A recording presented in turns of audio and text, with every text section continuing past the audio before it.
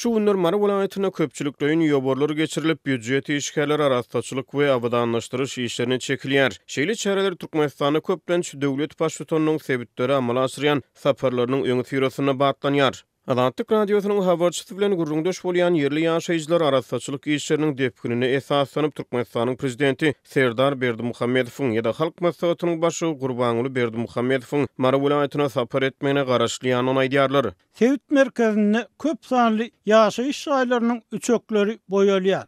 Köçelerin garalaryndaky beton erňekler ýugulýar. Elektrik sütünlerine oturdulan çaralar çalşyrylýar. Yekşenbe günü dinç günü bolanlygyna garamazdan edara kärhanalar öz işgärlerini köpçülüklerin ýogara çykardylar. Diýip bir büdjet işgär Adatlyk radiosynyň habarçysyna gurrun berdi. Jemaat hojalygy müdürliginiň işgärleri giş sagatlar üçin abadanlaşdyryş işlerini çekilýärler. Tolunly howa abadlaýyş işlerine hususan boýog işlerine yaramaz täsir edýär. Ýa-ni bir boýog çalynan deskalara çaňsyňýar. Mundan sebitde soňky sapar 23 martda hem güýçli depkine köpçülüklerin ýogary geçirildi. Büdjet işgärleri idara kärhanalaryň ýerleşýän çäklerini arastaçylyk we abadlaýyş işlerini çekildiler. Şäheriň asfalt köçelerini emele gelen çukurlar yamalýar. Şol hana şäheriň iň gatnawly köçeleriniň biri bolan Altynasır Abyeznoy köçesi hem gaýtadan ýapylyp ol ýerde hem abadlaýyş işleri dowam ettirilýär. Ýantasak Adatlyk radiosynyň habarçylary fevral aýynyň Marynyň Altynasır köçesiniň Garaşdyrlyk köçesi bilen kesişýän ýerinden başlap halkary howa mendiline çelim bolan böleginiň wagtlaryny ýapylanyny habar berdiler. Abadlanan köçe gysga wagtyň içinde ýene-de zaýalandy. Şonuň üçin gaýtadan ýapyldy. Ol ýerde işgärler giýjesi bilen işledilýär.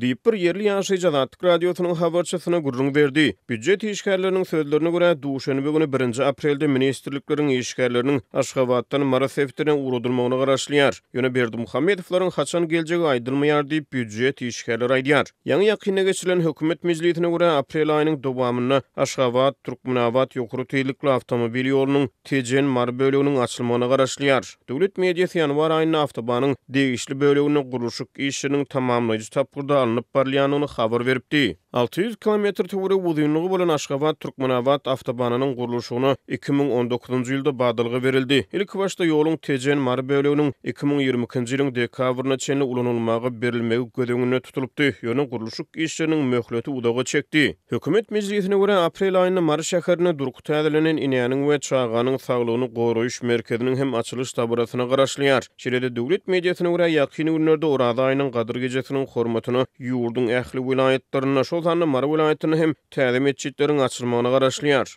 Vilayatda arastaçylyk işleri Kökmen Aşgabatdan barlyk gelen edilýär. Häkimligiň işgärleri köçeleri aýlanyp işleriň barşyny goýogçylyk edýärler. Vilayat häkimi öz awtorygyny abadlaýyş işleriniň geçirilýän ýerlerine aýlanýar. Diýip şäher ýaşaýjylar aýdýarlar. Türkmenistana döwlet ýolbaşçylarynyň sebitleri amala aşyrýan saparlarynyň öňü ýüreşine arastaçylyk we abadanlaşdyryş işleri ýaýwanlandyrylýar. Jemaat hojalygy müdürlikläriniň işgärleri sebit merkezlerine arastaçylyk işleriniň depkinini ýokarlandyrýarlar. Adatlyk radiosy Mara vilayatyna ýekşenbe güni geçirilen ýoborlar boýunça yerli häkimlikden tesbir alyp bilmedi. Geçen anny güni ýagny 29-njy martda Lebap vilayatynyň Türkmenabat şäherindäki baş mesçitde geçirilen juma namazyna gatnaşyjylaryň sany mundan ozalky hepdeler bilen deňeşdirilende epesli az boldy. Dindarlaryň ençemesi munyň Moskwa hüjümünden soň türkmen häkimetleriniň mesçitlere barýan ýaşlary iýdarlamagy güýçlendirmegi bilen baglanyşykladygyny aýdýar. Bu barada Adatlyk radiosynyň ýytybarly çeşmeleri 1 aprelde sebitden maglumat berdiler. Namaza gatnaşanlaryň aglabasy ýaşlulardy. Olaryň diňe käbiriniň ýanyna ýetkinjek ýaşyna ýetmedik agtyklary bardy. Geçen hepdelerde bolşuýaly orta ýaşy adamlar ýa-da ýaş ýigitler barmandyr. Umuman juma namazyna gatnaşyjylaryň sany juda az boldy. Dip ýagdaýlardan habarly çeşmämiz aýtdy. Ol namaza gelen jemaatyň adamlaryň sanynyň azdygy barada öz aralarynda ýuwaşlyk bilen gurrun edendigini hem belledi. Dindarlaryň ençemesi adamlaryň sanynyň az bolmagynyň Moskwa hüjümünden soň türkmen häkimetleriniň mesçitlere barýan ýaşlary iýdarlamagy güýçlendirmegi bilen baglanyşykly ýaşadyrdygyny aýdýar. Bolýan zatlara haýran galmaly däl. Russiýada bolan hüjümden soň ýaş ýigitlerimiz namaza gelmäne gorkýarlar. Hatda aramyzda hem komitete işleýän adamlar bolup biler. Şonuň üçin diliňe berk bolmaly diýip Türkmenawatly bir ýaşuly geçen hepdeden bäri kanun goraýjylaryň aşa dindarlary ýydarlaýandygyny hem bellidi. Ýatlasak geçen hepdäniň ortasynda has takygy 27 martda Lewapdaky habarçylarymyz Moskwadaky hüjümden soň Sewitiň meçhitlerine gözewçiligiň güýçlendirilendигini habar berdiler. Musulmanlaryň mukaddes hasaplayan Ramazan aýynyň dowam edýän günlerini köp adam tarawy namazyny okumak üçin meçhitlere barýar. Soňky bir näçe ýylyň dowamyny bu ýerlerde raýat eşigindäki kanun goraýjylaryň sany göz görtele köpeldi. Dip yerli ýaşaýjy gurrun beripdi. Ol bu kanun goraýjylaryň meçhitlere barýan köçelerden başlap her bir näçe metr aralykda 2-3 adam bolup durandyklaryny, olaryň meçhitleriň içinde has köpdigini hem aýtdy. Olar tarawa namazy gutaran badyna desine adamlary kovup başlaýarlar. Sakkaly has ösgün raýatleriň kanun goraýjylar tarapyndan gyra çekilip, soragy çekilýändiklerine şaýat bolduk. Bu raýatlaryň soňky ykbalynyň näme bolandygyny bilmeýär diýip ýaşaýjy belläpdi. Yerli häkimetler bu çäreleriniň sebäpleri barada açaçan düşündürüş ýa maglumat bermän gelýärler.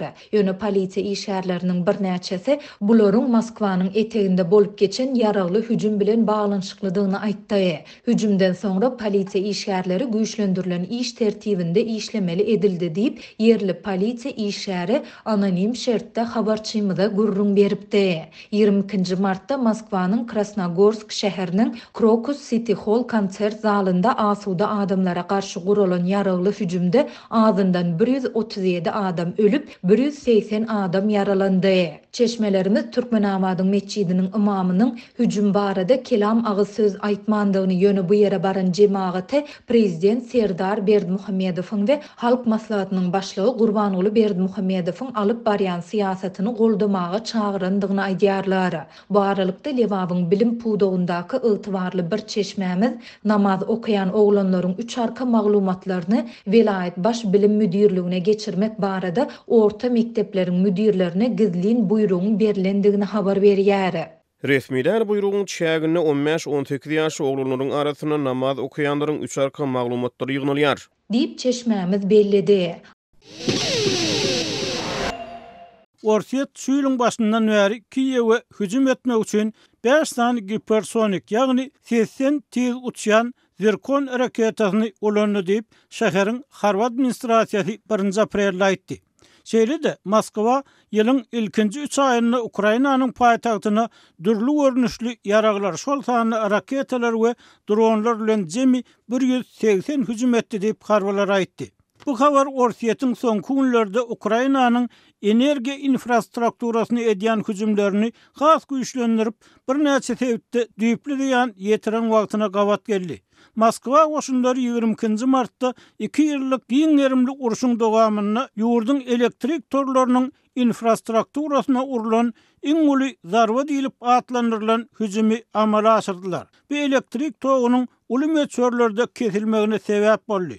Orsiýet Ukrainanyň ýyllyk we hidroelektrik stansiýalaryny nyşana almagyny geçen hepde hem dowam etdirdi. Ukrainanyň howa güýçleri Orsiýetiň soňky hüjümine uçuran 3 sany şähit piloty uçurundan 2-sini urup gaçyrdy diýip Ukraina harbalary 1 aprelde aýtdy.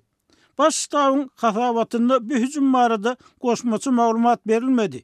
Öňelmändik piloty uçuryň öz nyşanasyna ýetenligi ýa ýetmänligi aýdylmady. Ukraina terhetçileri Sumy Sewitine Rus ziýankesleri diýilip häsiýetlendirilen adamlaryň hüjümini ýerine serpikdirdi diýip Ukrainanyň döwlet terhet gullugy 1 aprelde aýtdy. Ukrainanyň prezidenti Volodymyr Zelenski Orsiýetiň edýän agyr hüjümlerine garamazdan öz ýurdunyň muňa hötte geljekdigini aýtdy. Orsiýet soňky döwürde Ukrainanyň energiýa deskalaryny edýän hüjümlerini has artdyryp berilýän maglumatlara görä düýpli ziýan ýetirdi. Bu ýagdaý Ukrainada 2022-2023 ýylyň gyşynda dören agyr ýagdaýyň gaýtalanmak ähtimallygy baradaky aladalar güýçlendirdi. Şonda Orsiýet Ukrainanyň energiýa infrastrukturasyny nyşana alyp elektrik togynyň ýygydan kesilmegine sebäp bolupdy.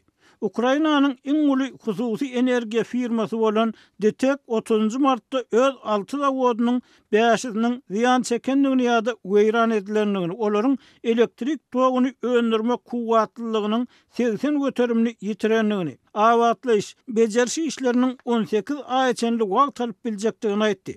Rus terrorçuluğu üçün inni bizim durmuşumuzu bozmak sığınançıklarına ne giyice ne de günlüğü var. Öten akşam yeni adamlara karşı raketa ve şahit pilotsuz uçorları uğradırlı. Emma biz özümüzü koruyarız. Bizim ruhumuz peselmeyar.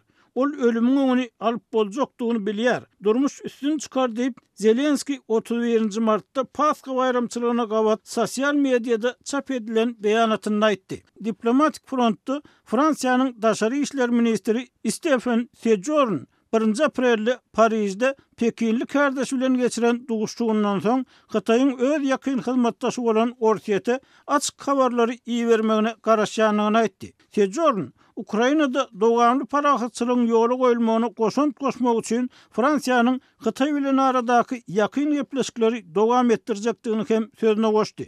Fransiýa we Xitay soňky ýyllarda özara gatnaşyklary has berkitmäge sığınançdylar we daşary işler ministri Wang Yi fevral aýynda Parisde geçirilen duguşçuklarda prezident Emmanuel Macrony Pekiniň onuň ýurdunyň garaşsyz pozisiýasyna ýokary baha berýändigini aýtdy. Emma Paris hem özgedeginde Pekin'e Moskva bilen arada Ukraina karşı başlanan giňerimli uruşdan beri has berken ýakyn gatnaşyklar sebäpli basyş görkezmäge sığınançdy.